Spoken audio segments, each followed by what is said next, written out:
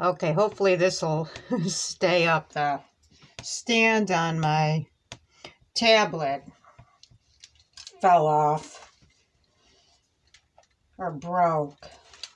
So I'm kind of, I don't know, I think I'm going to hot glue it. I guess I should plug in the hot glue gun and hot glue it so it'll stand up. Anyway, so there's my little cord right there to warm up my hot glue gun. So anyways, this is an update from the last video. I think it was the last video I made. Maybe it was a video before the last video. An update. I talked to my dad's partner.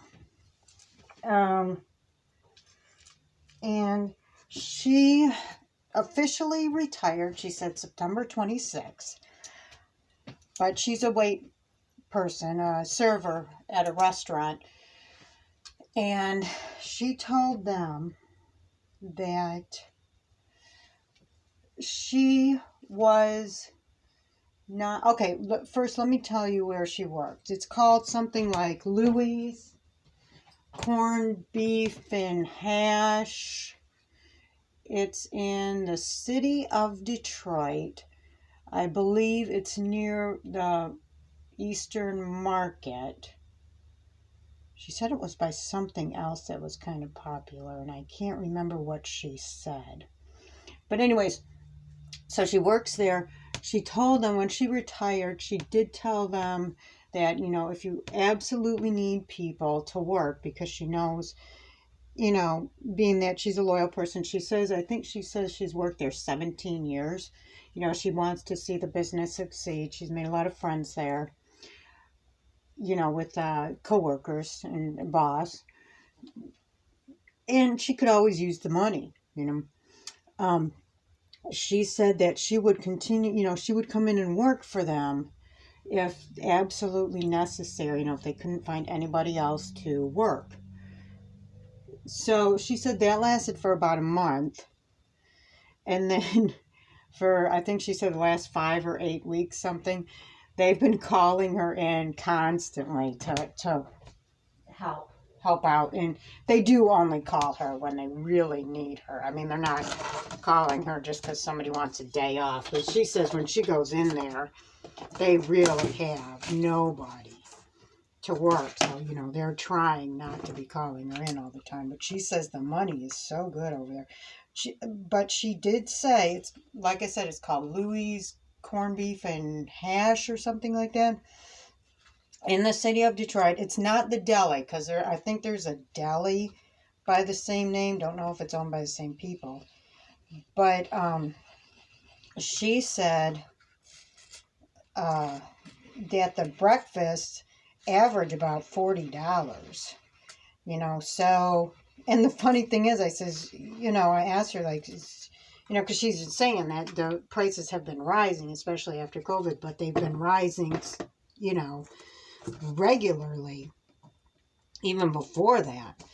And I says, well, what do you think that is? Do you think it's, you know, shortage of supplies? What do you think that is? And she says she asked her boss, and her boss said that it was because they wanted to keep...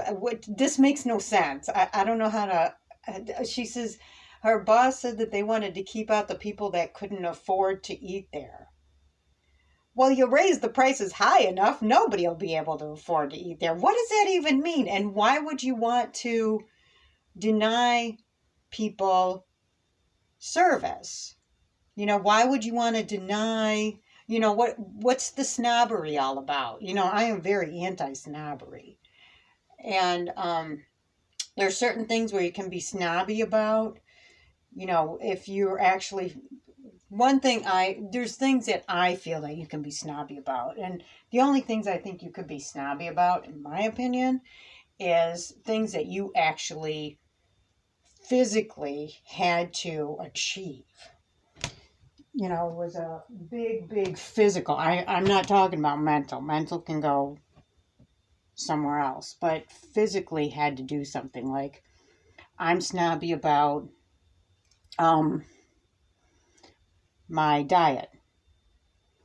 Yes, I brag about my diet. Yes, I look down on people who eat unhealthy. But I'm doing the hard work of restraining myself from just eating the Snickers bar and, going through the fat food restaurants and, making unhealthy stuff. And I make sure to have a well-rounded, very colorful diet, and I avoid I don't just avoid, I completely eliminated processed foods from my body, heavily processed foods from my body, from my diet. So yes, it was a big strain on me. So yes, I get to be snobby about that. Also with exercising, I get off my butt. And when I don't feel like doing it, I make no excuses and get off my butt and do aerobics every single day.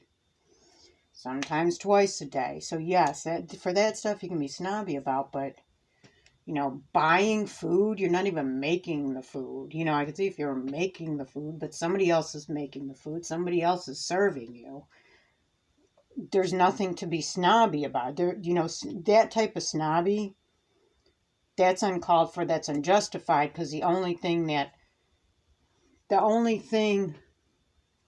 reason you would get to eat at a place like that is because you're privileged enough to make the money to eat at a place like that. You're privileged enough to have found a job or something, inheritance, whatever, to be able to afford something like that. So, it's really not, it isn't anything that somebody's physically physically done or restrained themselves from to eat that food. And the food is high fat and it's high calorie. I've seen I went online and I saw their menu, and it's garbage food. It's really garbage food. So yeah, there's no snobbiness. It's not like it's Louis corned beef and hash or corned beef and ham. Corned beef is very unhealthy. Ham is very unhealthy. Hash is very unhealthy. So it's not like you can say, I'm restraining myself and I am eating, fruit salad for breakfast. No, you're eating toast drenched in butter with probably jam on it. You're eating, potatoes with gravy, scrambled eggs with a bunch of cheese in it and bacon and garbage, So I don't know. It's like, why would you, what does it even, what does it even mean you're trying to prevent people from eating there who can't afford it? Like I said, that doesn't even make any sense. First thing, why would you want to, polarize people? Second thing, where do you stop? Do you only want the super rich eating there, like Oprah or something? I don't know. It doesn't even make any sense to me. But yeah, she is still working there. She says she's 74 now and she's still waiting tables. She's still a server. She says she makes really good money, and the money is what makes her not want to completely stop. It also might have to do with she's good at her job, and therefore she likes her job and she's good at her job. Dog wagging the tail. I don't know what motivates what. Is she good at it and that's what makes her like it, or does she like it because of tips and that's what makes her, be better at it? She says she's able to keep up with the other wait staff, which is much younger. She says physically she's able to do it somehow. She says it surprises her that she's able to. She would think, she would have thought by now that she wouldn't have been able to keep up, but she says she's been able to keep up with the tables. She says, I'm trying to make a Christmas card for one of the local vendors, so I'm coming and going here. She says that, what was I going to say? Oh, sometimes there's just the three of them, and there's, waiters, servers. And they're, let's see. And she says there'll be 28 tables and only 3 of them. So sometimes it's really, really busy. She said, because it is hard to get wait staff. We didn't go into, why. I try not to get political. everything's political, I know, but I try not to get overtly political on some of this stuff, so I didn't really delve into why she thinks that it's hard to get wait staff at these places, but what her opinion is of it. But she's the one actually doing the job, so her opinion would, I wouldn't say it would be valid, I wouldn't say it would be right, but her opinion should be respected as opposed to some rich white male's perspective on why, it's hard to find people to be servers. Oh, and cooks, she says also the cooks, they can't hire and keep enough cooks. The owner or owners are often in the back cooking the meals, and because they just can't, like I said, get enough cooks in there or keep them. So it is what it is, and she seems to be happy there. I have yet to, we live 2 hours away. I have yet to go see the place. I would like to see the place when she's working there. It would be nice to surprise her, but it's such a long drive, and I don't think I would doubt it would ever happen. I can't even, it's hard for me to even sit in a vehicle that long. I get antsy, my sciatica starts acting up, whatever. So, and I get bored, sitting in a vehicle for 2 hours to go eat somewhere.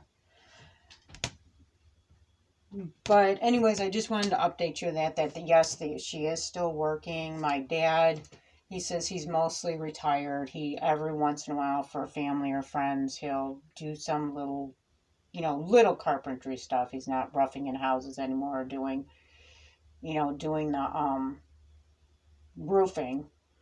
But little things, he says he does. I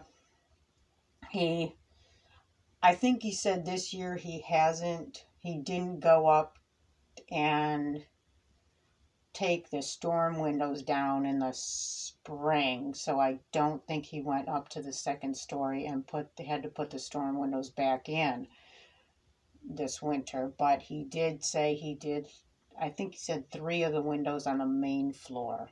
He took the windows out and in the springtime, took the storm windows out, put the, what do you call them, the screens in.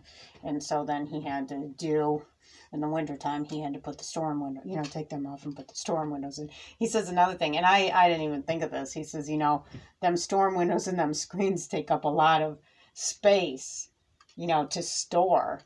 And I didn't even think of that. But yeah, and the house he lives in is his partner's house.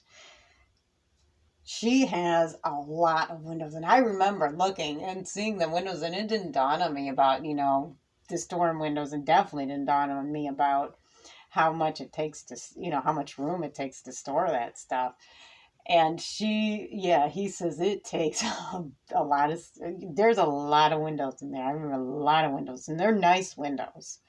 They don't make them like, you would have to get somebody to, now everything's mass produced, Hanson's windows and such. But the windows she has are really nice, and I don't even think you could get somebody to actually repair them. You'd have to call like a specialist. And so anyways, my dad, he says, he has to even get scaffolding if he wants to repaint them or, caulk them or fix them or whatever. It's not an easy job.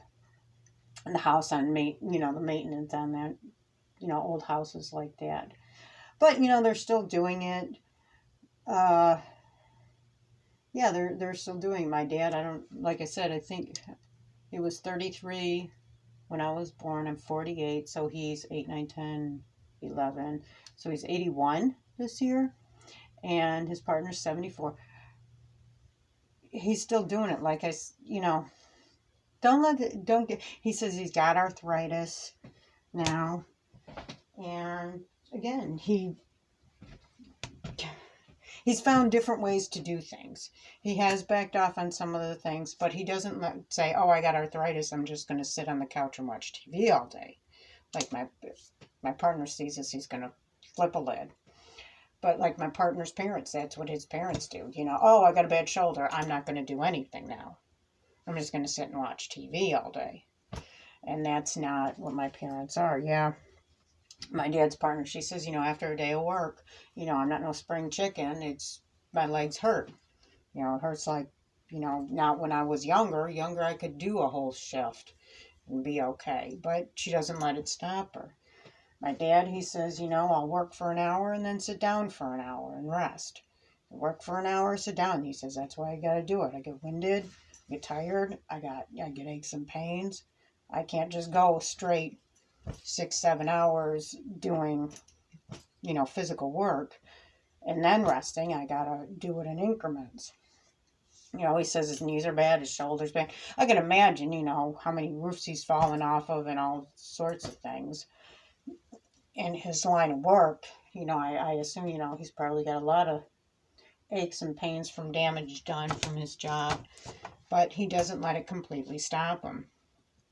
And, you know, he's got an extra house and he works on that, and so, you know, he still does stuff. So again, this was the follow-up of don't let don't use health issues as an excuse not to do anything. Don't let that be as an excuse. Find different ways to do things. You know, maybe you work half an hour and then rest for half an hour and then work for half an hour like my dad does. You know, maybe you find an easier way to do things, be more organized about it. You know, like I said, I've had to make adjustments. Don't let that be an excuse to quit living, quit being physical, quit living life. Because I'll tell you what, when you let that be, when you let health issues be an excuse not to do stuff, or age, some people just say, I'm too old, instead of saying, and literally meaning I'm just too old to be doing stuff, instead of saying, oh, well, I can't do that, or I can't do that way, I have to do it a different way, or, okay, I'll have to hire somebody to do that, but I'm going to be doing this, If you just use health issues or age alone as an excuse not to do anything, you become a very boring person. Going over to my partner's parents, I have to listen to the same old stories over and over again. They have nothing to talk about because they don't do anything. So it's, become a boring person. So anyways, and nobody wants to be around you. So, again, that's my video for today. Oh, and this is a birdhouse. This was something I bought and I just repainted. I have to put a screw in there, clamp it, and put a screw in there so keep the top together. Oh, anyways, second thing before I finish. I'm going to be selling my wares at the American Legion here in Hudson, Michigan today, December 10th, 2021, from 3 to 6 p.m. Voodoo Dolls, Catnip Toys, if you're interested. Nobody watches these anyway, so I don't even know what I'm talking about.